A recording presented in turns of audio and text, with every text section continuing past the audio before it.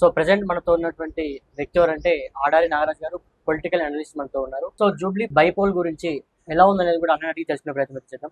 అన్న నమస్తే. నమస్తే. చెప్పండి అన్న, ఎలా ఉంది జూబ్లీ బైపోల్లో ఎవరు గెలిచే ఛాన్సెస్ ఎక్కువగా ఉన్నాయంటారు? ఇటు బీఆర్ఎస్ కి కాంగ్రెస్ కు గట్టి పోటీ ఉందంట, బీజేపీ పాత్ర ఎలా ఉంది అనేది ఒకసారి మాట్లాడాలంటే ఏం చెప్తారు? అంటే బీఆర్ఎస్ పార్టీకి కాంగ్రెస్ పార్టీకి టఫ్ ఫైట్ ఉంది. ఓకే. సో మనకి వార్తల్లో వస్తుంది దానికి లేదా మనకి చేసే ఇంటర్వ్యూస్ కానీ లేదా గ్రౌండ్ లెవెల్లో వెళ్ళిన దానికి చాలా వేరియేషన్ ఉంది. ఓకే. సో నేను 2 వీక్స్ బ్యాకే నవీన్ యాదవ్ గారికి సీట్ ఇస్తానని చెప్పాను. 2 వీక్స్ బ్యాక్, ఓకే. ఈ రోజు 2 వీక్స్ బ్యాక్ చెప్పాను. నేను కృష్ణకాంత్ పార్క్ లో చెప్పాను. 2 వీక్స్ బ్యాకే నేను చెప్పాను నవీన్ యాదవ్ గారికి సీట్ వస్తుంది, సో నవీన్ యాదవ్ గారికి ఇచ్చే అవకాశం ఉంటుంది అని. సో అలా ఎందుకు చెప్తామంటే కర్ణాటక ఎలక్షన్స్ లో కూడా కాంగ్రెస్ పార్టీ గెలిచిన తర్వాత డీకే శివకుమార్ గారికి ఇస్తారా లేకపోతే సిద్ధరామయ్య గారికి ఇస్తారా అనే ఉండేది. సో ఎక్కడైనా ఏ రాష్ట్రంలో చెందినా సరే ఎవరైతే పిసిసి చీఫ్ ఉంటారో వాళ్ళకి సీఎం పదవి ఇస్తారు. కానీ కర్ణాటకలో కర్ణాటకలో వాళ్ళకి ఇవ్వలేదు. సో దానికి ఉన్న అంశాలు నేను బేస్ చేసి గతంలో రాజశేఖర గారు వైఎస్ రాజశేఖర గారు చనిపోయిన తర్వాత రోసయ్య గారికి సీఎం పోస్ట్ ఇచ్చారు. సో రోసయ్య గారి కంటే చాలా మంది సీనియర్లు ఉన్నారు, చాలా మంది స్ట్రాంగ్ పర్సన్స్ ఉన్నారు, కానీ రోసయ్య గారికి ఇచ్చారు. సో కాంగ్రెస్ పార్టీ యొక్క ఐడియాలజీ, కాంగ్రెస్ పార్టీ యొక్క సిద్ధాంతాలు ఎవరికి కరెక్ట్ గా ఉంటారు, ట్రస్ట్ ఎవరి మీద నమ్మకం ఉంటది అనే అంశాన్ని కూడా కాంగ్రెస్ పార్టీ చూస్తారు. సో సీట్ సెలక్షన్ కావచ్చు, సీఎం క్యాండిడేట్ సెలెక్ట్ చేసే విధానం కావచ్చు, ఇవన్నీ కూడా పార్టీ బేస్ గా అనేక అంశాలు ఉంటాయి.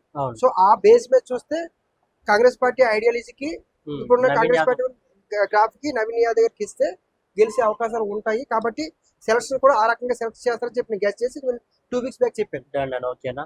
సో మొత్తానికి టికెట్ వచ్చేసింది, అంత ఓకే, నామినేషన్ కూడా అయిపోయింది కదా. సో ఎలా ఉంది జూబ్లీ హిల్స్ బైపోల్లో ఎవరు గెలిచేటువంటి అవకాశం ఎక్కువగా ఉందంటారు? అంటే గ్రాఫ్ అయితే మాత్రం కాంగ్రెస్ పార్టీకి గ్రాఫ్ ఉంది, కాంగ్రెస్ పార్టీ ఈ రోజుకి. ఓకే. సో అంటే రోజు రోజుకి చేంజ్ అవుతుంది. ఎలక్షన్స్ కి 48 అవర్స్ అంటే ప్రతి 2 రోజులకు ఒకసారి ఓటర్ యొక్క ఆలోచన విధానం మార్చుకుంటూ పోతారు. ఓకే. సో కంటిన్యూస్ గా ఇదే గ్రాఫ్ ఉంటుందని చెప్పట్లేదు. ప్రతి 2 రోజులకు ఒకసారి ఓటర్స్ యొక్క ఆలోచించిన విధానం మారిపోతుంది. అపోజిషన్ పార్టీ వాళ్ళు చెప్పే విధానం దాన్ని బట్టి ఉంటది. ఇప్పుడు రేపు కేసీఆర్ గారు వచ్చి ప్రచారం చేశారనుకో, ఆ మూడో సిచ్యువేషన్ మారుతుంది. లేదా ఇప్పుడు బీజేపీ పార్టీ వాళ్ళు చెప్తుంది ఏంటంటే మేము యోగినాథ్ గారిని తీసుకొచ్చి ప్రచారం చేస్తా అంటారు. సో ఆ తీసుకొచ్చి అప్పుడు మూడో సిచ్యువేషన్ అనేది ఆ 2 డేస్ ఎలా ఉంటుంది అంచనా. సో ఈ రోజుకి నవీన్ యాదవ్ గారికి పాజిటివ్ ఉంది. ఈ పాజిటివ్ అనేది పోలింగ్ వరకు ఉంటుందా లేదనేది కూడా చాలా ఇంపార్టెంట్. అంటే ఏమంటారు అంటే లాస్ట్ మూమెంట్ వరకు కూడా అటు ఇటుగా అయ్యేటువంటి అవకాశం ఎక్కువ ఉంటది. ఏ ఎలక్షన్స్ కైనా అలా ఉంటది. మన ఏపీ ఎలక్షన్స్ లో కూడా అలాగే ఉంది. పవన్ కళ్యాణ్ గారు కూడా చివరి లాస్ట్ 60 days లో జనసేన పార్టీ లిఫ్ట్ అయింది. సో అంతవరకు కూడా నార్మల్ గా నేను యావరేజ్ గా వెళ్ళింది. సో లాస్ట్ 60 days లో లిఫ్ట్ అయింది. సో ఓటర్స్ అనేవాళ్ళు మనకి ఈ పార్టీ ఆ పార్టీ అని కాకుండా ఓటర్స్ పబ్లిక్ పల్స్ ఏవైతే ఉంటాయో అవి చాలా డిఫికల్ట్ గా ఉంటాయి. సో ఒక్కొక్క ఏరియాని బట్టి, రాష్ట్రాన్ని బట్టి, నియోజకవర్గాన్ని బట్టి, ఆ నియోజకవర్గంలో ఉన్న ఓటర్స్ యొక్క ఐడియాలజీని బట్టి, వాళ్ళు గతంలో చేసిన పార్టీకి ఓటుని బట్టి, వాళ్ళకున్న కమిటీ బట్టి అనేక అంశాలు ఉంటాయి ఇందులో. కానీ వాస్తవానికి సిట్టింగ్ స్థానం మీద బీఆర్ఎస్ పార్టీది కదా అన్న. సో అటువంటి క్రమంలో ఇంట్లో వాళ్ళు చనిపోయామన్నప్పుడు సానుభూతి వర్కౌట్ అయినా కూడా బీఆర్ఎస్ పార్టీకి ఏమైనా అవకాశం లేదంటారా? అంటే సానుభూతి ఉండదని నేను అనట్లేదు. సానుభూతి అనేది ఖచ్చితంగా ఉంటది. బీఆర్ఎస్ పార్టీ కూడా కొన్ని ప్లస్లు కూడా ఉన్నాయి. మైనారిటీ ఓట్ బ్యాంక్ అంతా కూడా ఎక్కువగా బీఆర్ఎస్ పార్టీకే ఉంది మొదటి నుంచి కూడా. సో సానుభూతి కొంత ఉంటది, మైనారిటీ ఓట్ బ్యాంక్ కొంత ఉంటది. కేసీఆర్ గారు ఏదైతే అభిమానం ఉందో బీఆర్ఎస్ పార్టీ మీద అది కూడా కొంత ఉంటది. సో ఇవన్నిటిని కూడా గెలుపు వరకు తీసుకెళ్తాయి అంటే ఆ స్థాయి వరకు లేవు. సో కొంత ఉన్నాయి. సో ఆ గెలుపు అంచనా వరకు తీసుకెళ్లే అంత కెపాసిటీ లేదు. సానుభూతి ఉంది కానీ గెలిపించే అంత సానుభూతి లేదు. సో మన జగన్ పరిస్థితి ఉందంటారు ఇప్పుడు ప్రజల్లో. సానుభూతి కొంత ఉంటది, సానుభూతి ఉండదని అనట్లేదు. సానుభూతి ఉంటది కానీ సానుభూతి తోటే గెలవాలి అంటే అది కాదు. జగన్మోహన్ రెడ్డి గారిని అరెస్ట్ చేసినప్పుడు సానుభూతి వచ్చింది. మొన్న ఎలక్షన్ లో చంద్రబాబు నాయుడు అరెస్ట్ చేసినప్పుడు ఎంత సానుభూతి వచ్చింది. సో ఆ ఈమెని వ్యక్తిగతంగా ఎవరైనా టార్గెట్ చేసినప్పుడు కానీ లేదా హరాస్మెంట్ చేసినప్పుడు కానీ ఈమెకి రాజకీయంగా ఎదగకుండా చేసినప్పుడు కానీ అప్పుడు సానుభూతి అనేది లిఫ్ట్ అవుతుంది. సో అలా కాకుండా ఒకేసారి సానుభూతి అంటే భర్త చనిపోయారు అంటే మన గద్దర్ గారి కుమార్తె గారు కూడా ఓడిపోయారు మన. సో మరి గద్దర్ గారు ఎంత పెద్ద స్థాయి వ్యక్తి. సో గెలిచిన వ్యక్తి రేపు మేలా ఫీమేల్ అని కాకుండా గెలిచిన వ్యక్తి మాకు సర్వీస్ చేయగలుగుతారా లేదనేది కూడా ఓటర్స్ ఆలోచిస్తారు. అవునవును, ఆలోచన చేస్తారు. రైట్ అలా. కానీ వాస్తవానికి ఇప్పుడు చూసుకుంటే ఇదే నవీన్ యాదవ్ ఇండిపెండెంట్ గా చేసినటువంటి రోజులు ఉన్నాయి, ఎంఐఎం నుంచి చేసిన రోజులు ఉన్నాయి, ఈ రోజు కాంగ్రెస్ పార్టీ నుంచి రావడం జరిగింది. అంటే ఎలా ఉండబోతుంది అంటే వాస్తవానికి కాంగ్రెస్ పార్టీ అధికారంలో ఉన్నటువంటి పార్టీ. అధికారంలో ఎక్కడైనా కూడా బై ఎలక్షన్ వచ్చిందంటే అధికారం వైపే మొగ్గు చూపేటువంటి అవకాశం ఎక్కువగా ఉంటుంది. సో ఈ బేసిస్ మీద అయినా ఓకే విన్నప్ అనేది కన్ఫర్మ్ ఇవ్వచ్చు అంటారా? ఎందుకంటే బయట ప్రజల్లో మేము పబ్లిక్ బయట తీసుకున్నా కూడా, పబ్లిక్ రియాక్షన్ తీసుకున్నా కూడా చూసుకోవచ్చు నామినేషన్ ర్యాలీ ఎంత ఘనంగా జరిగింది. సో అందరూ ఏమంటారంటే దాదాపు గెలుపు ఖాయమైనట్టే, మెజారిటీ కోసమే ఇదంతా అని అంటా ఉన్నారు. నిజంగా అటువంటి ఇది ఉందంటారా మీ సర్వేలో? అంటే ఆయన ఇండిపెండెంట్ గా పోటీ చేసినప్పుడు 20,000 ఓట్లు వచ్చాయి. ఓకే. ఆయన ఎంఐఎం పార్టీ నుంచి పోటీ చేసినప్పుడు 40,000 ఓట్లు వచ్చాయి. అవును. మొన్న 2023లో అజరుద్దీన్ గారిని పెట్టి ఈయన సపోర్ట్ చేశారు. సో యాక్చువల్ గా నవీన్ యాదవ్ గారికి 2023లోనే కాంగ్రెస్ పార్టీ నుంచి సీట్ ఇచ్చుంటే ఖచ్చితంగా గెలిచేవాళ్ళు. ఓకే. ఆ టైంలో ఇచ్చుంటే గెలిచేవాళ్ళు. ఎందుకంటే ఈయనకి ఎంఐఎం పార్టీ తరపున సపోర్ట్ ఉంది, మైనారిటీ ఓట్ బ్యాంక్ ఈయనకు ఉంది. సో 23లో ఈయనకి ఇచ్చుంటే గెలిచే అవకాశం ఎక్కువ ఉంది. అజరుద్దీన్ గారు ఓడిపోయారు. సో అంటే ఇక్కడ ఎంఐఎం పార్టీ నుంచి పోటీ చేసినప్పుడు నవీన్ యాదవ్ గారు ఓడిపోయారు. ఓకే, కాంగ్రెస్ పార్టీ నుంచి అజరుద్దీన్ ఇచ్చినప్పుడు ఓడిపోయారు. So minority vote bank MIM కి వేయలేదు, కాంగ్రెస్ కి వేయలేదు. మీకు అర్థమైంది పాయింట్? అదే అంటే ఇండివిజువల్ ఇమేజ్ కూడా ఈ నియోజకవర్గానికి అవసరం అనమాట. ఇప్పుడు అజరుద్దీన్ గారికి 62,000 అంత వచ్చేమన్నా, అదే నవీన్ యాదవ్ గారికి ఇచ్చుంటే దానికి ఇండివిజువల్ ఓట్ బ్యాంక్ కూడా తోడయ్యి యాడ్ అయ్యేది. సో ఈ పాయింట్ చాలా ఇంపార్టెంట్. నేను చెప్తున్న పాయింట్ చాలా ఇంపార్టెంట్. సో 2000 అప్పుడు ఇండిపెండెంట్ గా పోటీ చేశారు, తర్వాత ఎంఐఎం పార్టీ నుంచి పోటీ చేశారు, మొన్న వేరే సపోర్ట్ చేశారు. సో అందుకే నవీన్ యాదవ్ గారు చెప్తారు మాకు రావాల్సిన సీట్ మాకు ఇవ్వలేదు, మాకు కొంచెం ఇబ్బందులు కలిగి ఇవ్వలేదని. వాస్తవం అది. సో 2023లోనే నవీన్ యాదవ్ ఎమ్మెల్యే అవ్వాలి. సో ఇచ్చుంటే కాంగ్రెస్ టికెట్ ఇచ్చుంటే 2023లో అయ్యేవారు. ఇప్పుడు మైనారిటీ ఓట్ బ్యాంకింగ్ అంతా ఉన్నప్పుడు minority vote banking one side పడలేదు కదా. వన్ సైడ్ పడితే మరి అజరుద్దీన్ గారు అవ్వాలి కదా, గెలవాలి కదా 23లో. ఏదైనా ఎంఐఎం పార్టీ ఉంటే ఎంఐఎం అని గెలవాలి కదా. సో మైనారిటీ ఓట్ బ్యాంక్ అని బీఆర్ఎస్ పార్టీకి మొదటి నుంచి అట్రాక్ట్ ఉందన్నమాట.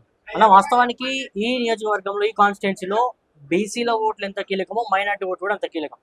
సో ఈ నేపథ్యంలో ఒక విధంగా అవును ఉన్నారు. సో ఇలా చూసుకుంటే కాస్తంత ఎంఐఎం నుంచి వచ్చినటువంటి వ్యక్తిగా నవీన్ యాదవ్ గారు ఉన్నారు కాబట్టి ఆయనకు అవకాశం ఉన్నది ఒకటైతే, ఈరోజు బీజేపీ మొత్తం కూడా హిందుత్వ పార్టీ లాగా ఇదైపోయింది కాబట్టి అసలు బీజేపీ స్కోప్ ఎలా ఉంది జూబ్లీస్ లో ఏదన్నా ఉందా? బీజేపీ కూడా గట్టిగానే ప్రయత్నం చేస్తారు. డిపాజిట్ కన్నా ఏమైనా అవకాశం లేదు, ఆయనకి ఆల్రెడీ 20,000 ఉన్నాయి. అవును, ఆయన మొన్న పోటీ చేసినప్పుడు 20,000 ఉన్నాయి. ఇప్పుడు వాళ్ళ టార్గెట్ 70,000 ఓట్లు టార్గెట్ చేస్తారు. 70,000 ఓట్లు టార్గెట్ చేస్తారు. సో మన యోగినాథ్ గారికి కూడా తీసుకొచ్చి ప్రచారం చేస్తారని చెప్పి ఒక ప్రచారం చేస్తున్నారు యూపీ సీఎం గారు. సో నరేంద్ర మోడీ గారి తర్వాత ఆయనే నెక్స్ట్ ప్రధానమంత్రి.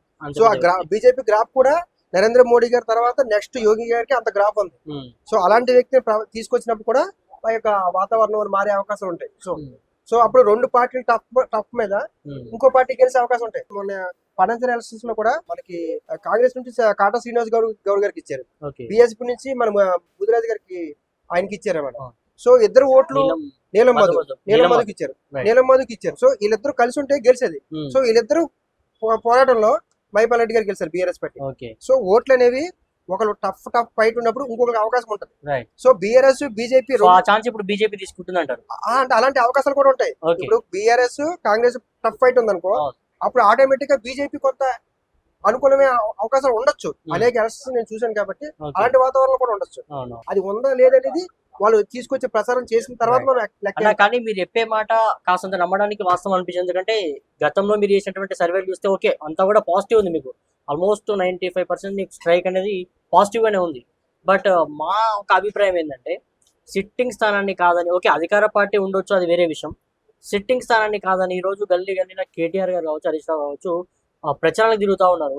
ఇటువంటి నేపథ్యంలో మీరు అన్నట్టు ప్రతి 2 days ఒకసారి గ్రాఫ్ అనేది చేంజ్ అవుతుంది కదా. సో లాస్ట్ మినిట్ వరకు ఇదే సపోర్ట్ నవీన్ యాదవ్ ఉంటుందంటారా? ఉంటదని అనుకుంటున్నాం. అది చివరి వరకు ఉంటే గెలవడం లేదంటే లేదు, అంటే ఉండే అవకాశాలు ఉన్నాయి. దాన్ని చివరి వరకు కాపాడుకునే బాధ్యత కూడా వెళ్తే. సో గెలుపు అవకాశాలు అన్ని పార్టీలకి ఈక్వల్ గా ఉంటాయి. కొన్ని పార్టీలకి కొంచెం ఎక్కువ ఉంటుంది, కొన్ని పార్టీలు తక్కువ ఉంటాయి. సో ఈయనకి ఎక్కువ ఉన్నాయి, గెలుపు అవకాశాలు ఎక్కువ ఉన్నాయి. ఆ గెలుపు అవకాశాలని ఆయన చివరి వరకు ఎలా తీసుకెళ్తే దాన్ని బట్టి ఉంటుంది. సో మొన్న ఏపీ ఎలక్షన్స్ లో కూడా నేను చేసినప్పుడు కూడా స్థానికంగా చాలా బలమైన వ్యక్తులు, చాలా ఇప్పుడు మన మల్లారెడ్డి గారు ఎలా అలాంటి వ్యక్తులు కూడా ఓడిపోయారు పార్టీ వీక్ ఉన్న వల్ల. సో అనేక అంశాలు గ్రౌండ్ లెవెల్ లో బలంగా ఉన్న పార్టీ వీక్ ఉన్న ఓడిపోతారు, గ్రౌండ్ లెవెల్ లో బలం ఉంది పార్టీ కూడా బలంగా ఉంది, కానీ వీళ్ళు ఆ క్యాండిడేట్ ని ఇష్టపడలేదు అప్పుడు కూడా ఓడిపోతారు. సో అనేక అంశాలు గెలుపుని ప్రభావితం చేస్తాయి, కేవలం ఒక అంశాన్ని కాదు. అంటే ఓవర్ కాన్ఫిడెంట్ గా గెలిచేస్తారు. ఇప్పుడు కాంగ్రెస్ పార్టీ అడిగితే అన్న మా అన్న గెలుస్తారంటారు, బీఆర్ఎస్ మేము గెలుస్తాను, అలాగే ఎవరు పోనో వాళ్ళు చెప్తారు. కానీ ఫ్యాక్టర్స్ కొన్ని అంశాలు ఎలా ప్రభావితం చూపిస్తాయని ఇప్పుడు నేను మహారాష్ట్రలో బీజేపీకి 110 సీట్లు వస్తాయంటే ఎవరు నమ్మలేదు. నేను 15 రోజులు పబ్లిక్ బైట్ తీసుకున్నా మహారాష్ట్రలో. మహారాష్ట్ర నేను స్వయంగా వెళ్ళి 15 రోజులు తీసుకున్నా. అప్పుడు నేను చేసి పేపర్ లో వీడియో యూట్యూబ్ లో అప్లోడ్ చేస్తే ఎవరో నమ్మలేదు. ఎందుకు నమ్మలేదంటే అక్కడ బీజేపీ వచ్చే అవకాశాలు చాలా తక్కువ ఉన్నాయి. కానీ శివసేన షిండే 2 పార్టీలు డివైడ్ అయిపోవడం వల్ల అక్కడ బీజేపీకి అంత గ్రాఫ్ వచ్చింది. ఓకే. సో మన ఢిల్లీ ఎలక్షన్ లో చెప్పినప్పుడు కూడా బీజేపీకి 27% ఓట్ షేరింగ్ ఉంది. సో ఇంకా 23% ఓట్ షేరింగ్ బీజేపీకి అయితే ఖచ్చితంగా గెలిపే అవకాశం ఉంటుందని చెప్పాడు. సో 23% బీజేపీ ఓట్ షేరింగ్ లాగింది. ఎలాగా ఈ ఆమ్ ఆద్మీ పార్టీ సంబంధించిన ఏ ఓటర్స్ ఎవరైతే క్యాండిడేట్స్ ఉన్నారో అదే సెక్షన్ ఆఫ్ పీపుల్స్ క్యాండిడేట్స్ గెలిపించారు. సో అనేక ఫ్యాక్టర్స్ ఉంటాయి గెలుపు. సో డిఫరెంట్ ఫ్యాక్టర్స్ ఇంపాక్ట్ అయితే చూపిస్తాయి, ఖచ్చితంగా చాలా చూపిస్తాయి. ఓకే. ఒక 3 అంశాలు పెట్టి గెలిచేవాళ్ళు ఒకప్పుడు, 2-3 అంశాలు చూసి ఓట్లు వేసేవారు. ఇప్పుడు 8, 10, 11 అంశాలు కూడా చూస్తారు ఓటర్స్.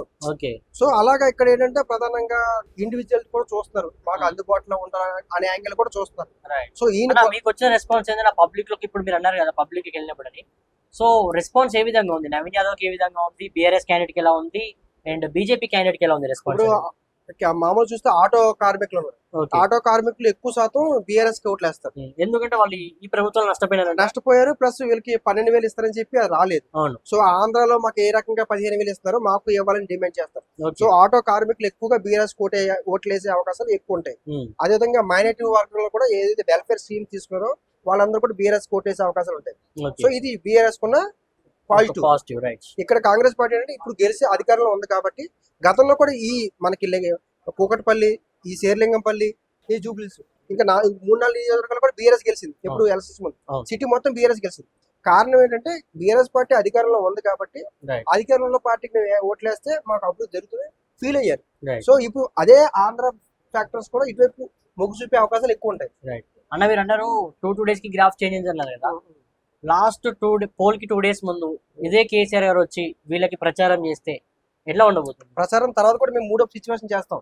మొన్న ఇక్కడ కేటీఆర్ గారు వచ్చారు, ఒక కార్మిక నగర్ కేటీఆర్ గారు వచ్చి మీటింగ్ అయిపోయిన తర్వాత నేను పాస్ తీసుకున్నాను ఆటో వాళ్ళతో 10 మందితో.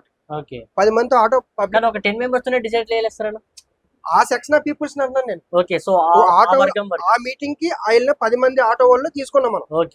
సో అందులో 6 మనకి ఏం చెప్తున్నారు, ఒకవేళ హైడ్రా వస్తే కాంగ్రెస్ గెలిస్తే హైడ్రా వల్ల మాకు ఇబ్బంది అవుతుందేమో అన్న ఫీలింగ్ కలిగింది వాళ్ళకి. సో ఆ మీటింగ్ లో మోటివేషన్. సో ఈ ఇటువైపు పార్టీ నుంచి వాళ్ళు ధైర్యం ఇవ్వాల్సి ఉంటుంది, ఈ జూబ్లీస్ నియోజకవర్గంలో అలాంటిది ఏమి ఉండదు అని చెప్పి. సో నేను ఏమంటానంటే, నేను ఇప్పుడు పట్టుకున్న అంశాలు, నేను గతంలో చేసిన సర్వే అంశాలు, మహారాష్ట్రలో కావచ్చు, ఏపీలో కావచ్చు, ఇవన్నీ అంశాలు కూడా పవన్ కళ్యాణ్ గారు కూటమి గెలిస్తే పవన్ కళ్యాణ్ గారికి ఏంటి అంటే పవర్ షేరింగ్ అని చెప్పా. పవర్ షేరింగ్ అని చెప్తే చంద్రబాబు నాయుడు గారు ఎవరు, చంద్రబాబు నాయుడు గారు అంత ఈజీగా పవర్ షేరింగ్ ఎవరు లోకేష్ కి ఇస్తారని చెప్పారు. ఎవరు జనసేన పార్టీ పవన్ కళ్యాణ్ అబ్బాయిలు, కానీ పవర్ షేరింగ్ ఇచ్చారా లేదా? సో అనేక ఫ్యాక్టరీ నేను చూస్తాను. మీరు చూసే యాంగిల్ ఒకటే ఉంటది, నేను చూసే యాంగిల్ ఒకటి ఉంటది. నేను మనకి ఈ ఎలక్షన్స్ లో ఫిరోజ్ ఖాన్ గారు గెలుస్తారని చెప్పారు. ఫిరోజ్ ఖాన్ గారు ఓడిపోయారు మొన్న ఎలక్షన్స్ లో, 2000 ఓట్లతో ఓడిపోయారు. సో ఎందుకు క్యాండిడేట్ నేను గెలుస్తానని చెప్పిన తర్వాత ఓడిపోయిన తర్వాత నేను అక్కడికి వెళ్తా. సో నేను చెప్పిన ఫ్యాక్టర్స్ ఏమైనా పని చేయలేదా, లేకపోతే అనుకోకుండా ఇంకో ఫ్యాక్టర్స్ ఏమైనా పని చేసాయా, అది కూడా నేను గ్రౌండ్ లెవెల్కి వెళ్ళి తెలుసుకుంటాను. ఓకే. సో ఇప్పటి వరకు మీ విశ్లేషణలో నవీన్ యాదవ్ కి కాస్తంత పాజిటివ్ ఉందంటారు, గెలిచేటువంటి అవకాశం. అంటే కాంగ్రెస్ నుంచి ఉన్నారు కాబట్టి ఈ కాంగ్రెస్ కున్న పాజిటివ్ అధికారంలో ఉంది. ఇక్కడ ఉన్న ఓటర్స్ ఈ జూబ్లీస్ నియోజకవర్గంలో ఏం కోరుకుంటున్నారు అనే అంశం, కాంగ్రెస్ పార్టీ అధికారంలో ఉండడం, బీసీ రిజర్వేషన్ల అంశం, ఇక్కడ స్థానికులుగా ఉండడం అంశం, ఈ 4 ఫ్యాక్టర్స్ ఎక్కువ చూపిస్తున్నాయి. ఈయన అందులో గెలుపుకి ఎక్కువ ప్రభావితం ఉందంటారు ఉన్నారు ఈ రోజుకి ఇప్పటి వరకు. దాన్ని మళ్ళీ పోల్ కి 2 days ముందు మళ్ళీ మీతో ఇదే విధంగా కూర్చొని ఇంటర్వ్యూ ప్లాన్ చేద్దాం. సో ఖచ్చితంగా ఏది అనేది కూడా మనకు ఒక అవగాహన ఉండాలి.